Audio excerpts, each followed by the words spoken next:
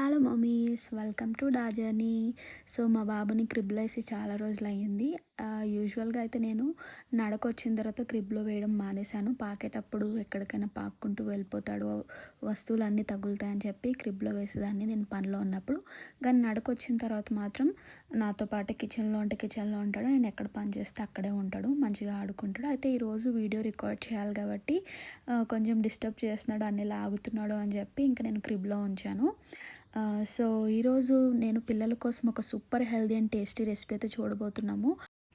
పిల్లల ఎదుగుదలకు జొన్నలు ఒక అద్భుతమైన ఆహారము. వీటిలో ఉండే కాల్షియం, ఐరన్ మరియు ఫైబర్ వల్ల పిల్లల ఎముకలు బలంగా తయారవుతాయి మరియు రక్తహీనత రాకుండా ఉంటుంది. సో ఈరోజు అయితే నేను జొన్నలతో కిచిడి చేసి అయితే చూపిస్తున్నాను.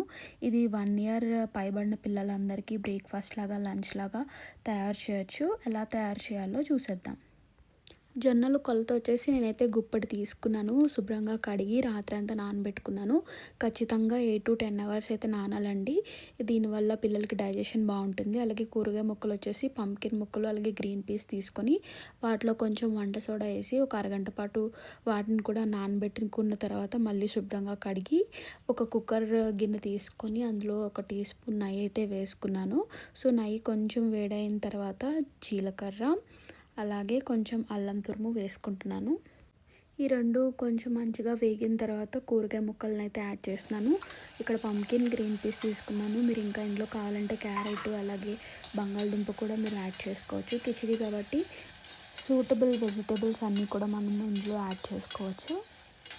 కూరగాయ ముక్కలు వేగిన తర్వాత నేను రాత్రంతా నానబెట్టిన జొన్నల్ని మళ్ళీ శుభ్రంగా ఒకసారి వాష్ చేసుకొని జొన్నలు కూడా యాడ్ చేసుకుంటున్నానండి. ఇందులో కొంచెం రుచికి సరిపడగా ఉప్పు, పసుపు, మిరియాల పొడి, జీరా పొడి కూడా వేస్తున్నాను. ఎందుకంటే డైజెషన్కి ఇవి చాలా ఇంపార్టెంట్ కాబట్టి.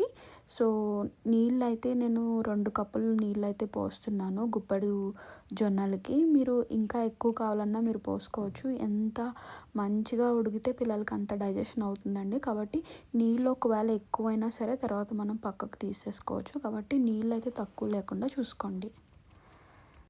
సో కిచిడిలో డ్రై ఫ్రూట్స్ కూడా వేస్తున్నాను. రాత్రంతా నానబెట్టిన బాదాన్ని సన్నగా తురుముకొని నేను 1 స్పూన్ బాదం అయితే నేను వేస్తున్నానండి.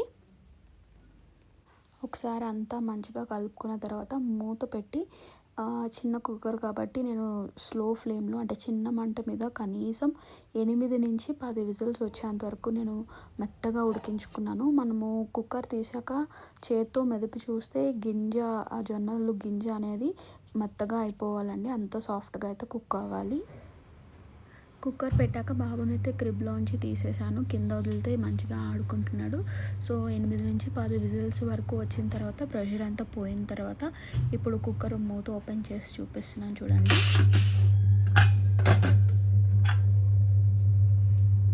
సో వాటర్ అయితే ఎక్కువే ఉన్నాయండి. సో గుప్పెడు జొన్నలకి నేనైతే 2 కప్పులు వాటర్ వేసాను కదా, మీరు 1.5 కప్పు వేసుకోండి. వాటర్ ఎక్కువ ఉన్నాయి కాబట్టి వాటిని అయితే ముందు పక్కకు తీసేసి తర్వాత నేను స్మాషర్తో మెదుపుకున్నాను. సో మెత్తగా అయిన తర్వాత మళ్ళీ కన్సిస్టెన్సీని బట్టి తగినన్ని నీళ్ళు పోసుకున్నాను. అంటే బాబు తినగలిగే విధానాన్ని బట్టి మరీ జారుగా ఉండకూడదు, వాటరీగా మరీ గట్టిగా కూడా ఉండకూడదండి.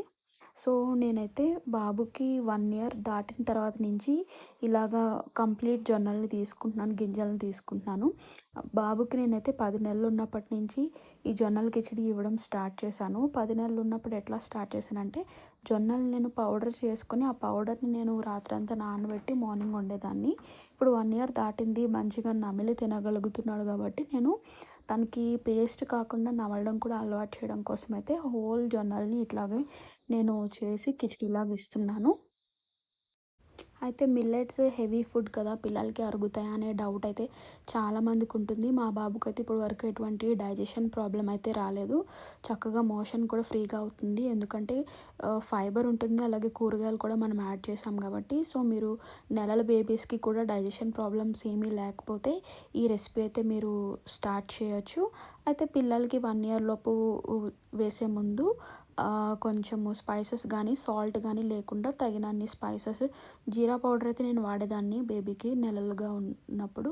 సో మీరు కూడా మీ బేబీ యొక్క కండిషన్ని బట్టి మీరు ఈ రెసిపీని అడ్జస్ట్ చేసుకోవచ్చు. సో పిల్లలకి మిల్లెట్స్ చాలా మంచి ఆహారం అండి. పైగా మా బాబు అయితే రోజంతా యాక్టివ్గా ఉంటాడు. మాతో పాటు అటు ఇటు తిరుగుతూ ఉంటాడు. ఒక రూమ్ నుంచి ఇంకో రూమ్కి ఆడుకుంటూ ఉంటాడు. ఇంకా ఏమైనా కూరగాయలు అవన్నీ ఉంటే కూడా ఎత్తుతాడు, బరువు మోస్తున్నట్టు చేస్తూ ఉంటాడు. సో యాక్టివ్గా ఉండే పిల్లలకి ఇది చాలా మంచి బలమైన పౌష్టికాహారం అండి. వాళ్ళు ఇంకా యాక్టివ్గా ఉండేలా చేస్తుంది. సో మీరు కూడా తప్పకుండా మీ పిల్లల కోసం ట్రై చేసి ఎలా వచ్చిందో నాకు కామెంట్స్లో చెప్పండి. మేము బాబుకైతే ఫస్ట్ నుంచి కూడా స్క్రీన్స్ అలవాటు చేయలేదండి. Mobiles, TVs. అలాగే తినేటప్పుడు ఇట్లాగా ఇంటరాక్టివ్గా మాట్లాడుతూ లేకపోతే ఏదైనా స్టోరీ చెప్తూ, రైమ్స్ చెప్తూ తినిపిస్తూ ఉంటాము. ఒక్కొక్కసారి టాయ్స్ కూడా ఇచ్చి తినిపిస్తూ ఉంటాము. సో పిల్లలకి స్క్రీన్స్ అసలు 2 ఇయర్స్లో బేబీస్కి అయితే అసలు డాక్టర్స్ అలవాటు చేయొద్దు అంటున్నారు. సో మరిన్ని పేరెంటింగ్ ఐడియాస్ కోసం అలాగే హెల్దీ రెసిపీస్ కోసము తప్పకుండా మా ఛానల్ని సబ్స్క్రైబ్ చేయండి. Thank you. Bye. See you in next video.